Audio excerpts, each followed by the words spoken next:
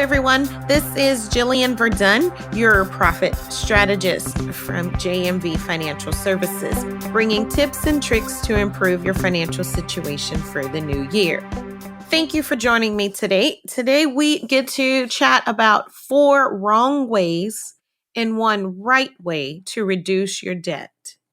You're more than likely already aware of your financial situation being less than ideal, or you wouldn't be listening to this, right? You're struggling to pay off credit cards, car loans, student loans, medical bills, and your mortgage all at the same time. You still need to eat, put gas in your car, buy your kids shoes that fit. Get your basic needs covered. Here are the top 4 ways companies make a profit off of your debt reduction attempts. And we're going to suggest what you do about it. Number 1, minimum credit card payments. The less you pay on your credit cards, the more money the company makes on the interest they charge you, which ultimately means less money in your pocket. Bankrate proves the point here with this example. For example, say you have $5,000 in debt on one credit card. Your interest rate is 15%. Your minimum payment is calculated by adding your interest to 1% of the balance.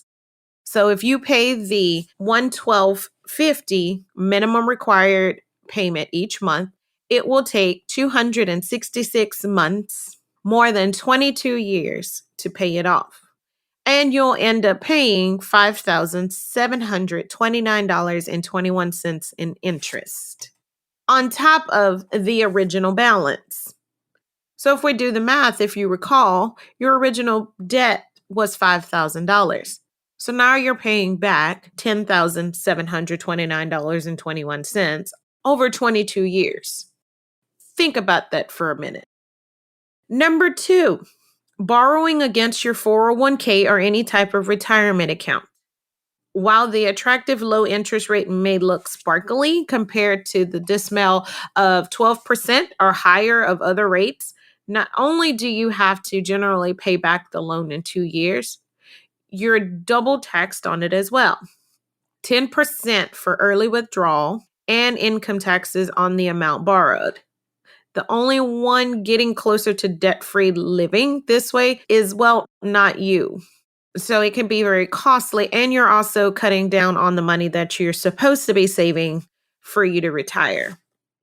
Number 3, debt settlement companies. The word settlement itself suggests relief.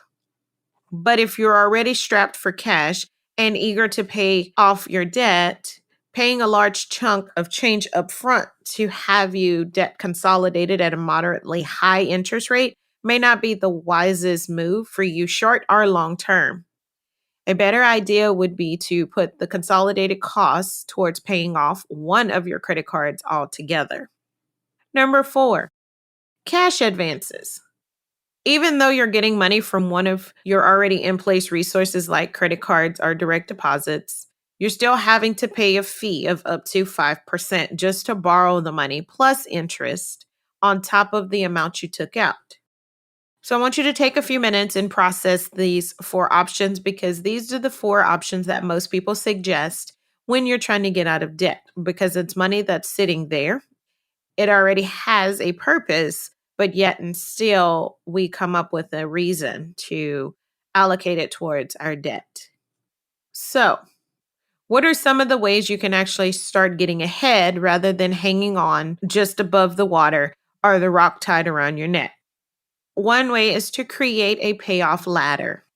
Number 1, line them up. Get all of your credit cards in order that makes sense to you.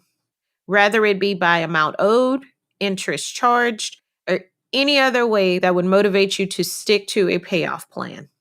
Pay it off. Focus all of your efforts on paying off the first card on your list while continuing to make the monthly minimum payment on your other ones.